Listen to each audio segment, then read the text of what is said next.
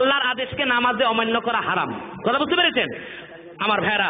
এরপর একটা প্রশ্ন ছিল মিলাদ কিয়াম। মিলাদ কিয়াম সম্পূর্ণ জায়েজ, তাতে কোনো সন্দেহ নাই। বিস্তারিত দলিল এবং প্রমাণ পূর্বের বিভিন্ন মাহফিলগুলোতে আমি দিয়ে এসেছি। কারণ কিয়ামের মধ্যে আমরা কি করি? নবী পাকের সম্মানে আর মহব্বতে একটু দাঁড়াই, ঠিক কি না? এই কিয়াম সম্পর্কে আল্লামা ইবনু হাজার আসকালানি দুররুল মুনতাজিম কিতাবে লিখেছেন যে তাজিমুন নবী সাল্লাল্লাহু আলাইহি ওয়াসাল্লাম বিজামিই আনওয়াইত তাজিম আল্লাতী লাইসা ফীহি মুশারাকাতুন ফিল উলুহিয়্যাতি আমরুন মুস্তাহসানুন ইনদামান নাওয়ারাল্লাহু বাসাইরাহুম। আমার কথা শুনেন, ডানে বামে তাকাবেন না। আল্লাহর নবীকে সেজদা করি, আল্লাহর নবীকে তাজিম করিলে যদি আল্লাহর একত্বে শরীক না হয়, সেই সকল পদ্ধতিতে নবী পাককে সম্মান করা মুস্তাহাব এবং মুস্তাহসান। সকল সেই ব্যক্তির নিকট যাদের চক্ষুকে আল্লাহ নুরানি করে দিয়েছেন, বলুন সুবহানাল্লাহ। অতএব কিয়ামে দাঁড়ায় নবীজিকে সম্মান করলে ইশকে কিংবা মহব্বতে মদিনার খেয়াল করে এটা কোনো অবস্থায় হারাম কিংবা নাজায়েজ হবে না।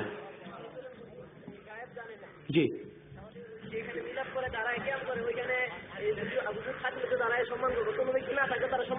কিয়াম কয় প্রকার? এই কিয়ামটা কয় প্রকার? দাঁড়াও, তুমি দাঁড়াও না, তুমি বেয়াদব ছেলে।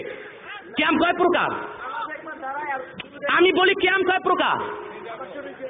তুমি কোন জামাতে পড়ো? কি করো তুমি?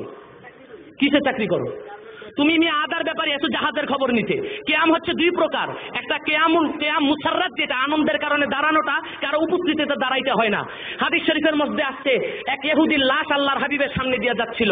তখন আল্লাহর হাবিব বলছেন যে কুমু লিহাযাল মাইয়িত, এই মাইয়িতের জন্য দাঁড়াও। তখন সাহাবায়ে কেরাম দাঁড়ায় বলেন হুজুর হাযা মাইয়িতুল ইহুদ, একটা ইহুদির লাশ এটা। আল্লাহর হাবিব বলেন তারপরও সে একটা মানুষ। আপনারাই বলেন ইহুদির জন্য যে আল্লাহর হাবিব দাঁড়াইতে বলছেন, ইহুদির লাশ দেখা, ইহুদি কি হাজির ছিল না গায়েব ছিল? কই মরে গেলে মানুষ আবার হাজির থাকে নাকি? যেই ইহুদি, তার লাশটা কি মানুষ নাকি? লাশটা মানুষ, ইহুদি মানুষটা তো চলে গেছে আল্লাহর কাছে। তা লাশ হাজির না গায়েব? এক ইহুদি গায়েবের জন্য দাঁড়ানো যে জায়েজ হয়, আল্লাহর হাবিব মদিনায় শুয়ে আছেন, যদিও তিনি হাজির না হন তারপরও দাঁড়ানো জায়েজ। আর আমরা যখন তাওয়াল্লুদে পড়ি তখন কি পড়ি? নবী পাক পৃথিবীতে আসছেন, পৃথিবীতে আলোড়ন সৃষ্টি হয়েছে, ঠিক না? এই আনন্দের খাতিরে দাঁড়ানো হয়। এই দাঁড়ানোটাকে কিয়ামুল মুসাররাত বলা হয়। মোটেও পড়াশোনা করো নাই তুমি আসছে এই প্রশ্ন করতে। তুমি তো শুনবা আমি কি বলি। তোমার কোনো মৌলবী যদি কিয়ামের বিরুদ্ধে থাকে ডেট করো, আমি আসবো।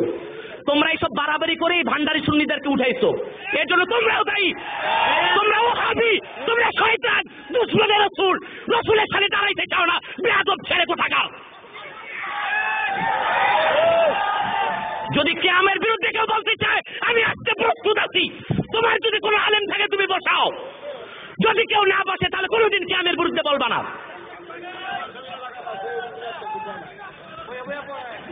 বইয়া আবার কিয়াম হয় নাকি? বইয়া তো এটার নাম জুলুস। এইটার ফাসলাও করো তোমরা এইসব বাড়াবাড়ি করে সুন্নিদের মধ্যে ফাটল সৃষ্টি করতেছো। নবী পাক সাল্লাল্লাহু আলাইহি ওয়াসাল্লামের শারালে হারাম হবে, কুফরি হবে, এই ধরনের কোনো প্রমাণ কেউ দিতে পারছে পর্যন্ত? নবী পাকের মহব্বতে দাঁড়ানোটা এটা একটা মুস্তাহসান, আমরা এটা ফরজ বলি না, সওয়াবের কাজ। দাঁড়াইলাম মহব্বতে দাঁড়াই আমরা, এটাকে বলা হয় কিয়ামে মুসাররাত।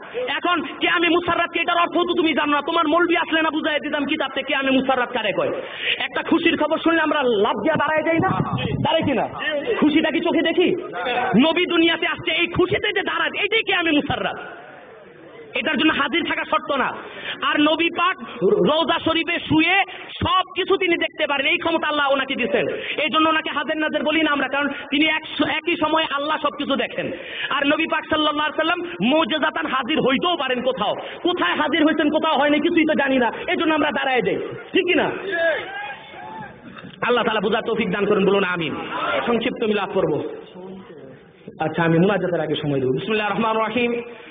يا أيها النبي إنا أرسلناك شاهدا ومبشرا ونذيرا وداعيا إلى الله بإذنه وسراجا منيرا يا معشر الحاضرين ولد النبي صلى الله عليه وسلم في مكة قبل 1500 سنة وكان اسم أبيه عبد الله وكان اسم أمه آمنة وفي وقت ولادة النبي صلى الله عليه وسلم جاءت نسوة من نساء الجنة ومنهن كانت عاصية ومريم يا معشر الحاضرين قوموا لتعظيم النبي المحترم صلى الله على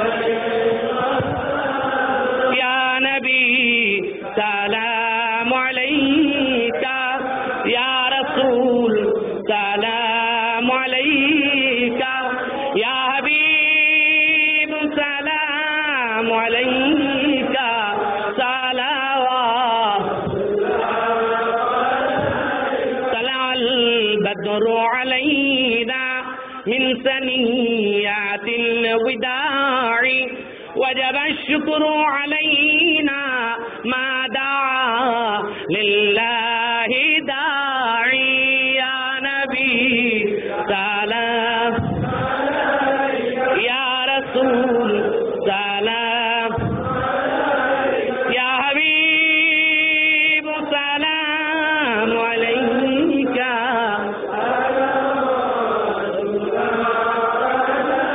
بلغ العلا بكماله كشف الدجى بجماله حسنت جميع خصاله صلوا عليه وآله بلغ العلا بكماله كشف الدجى بجماله حسنت جميع خصاله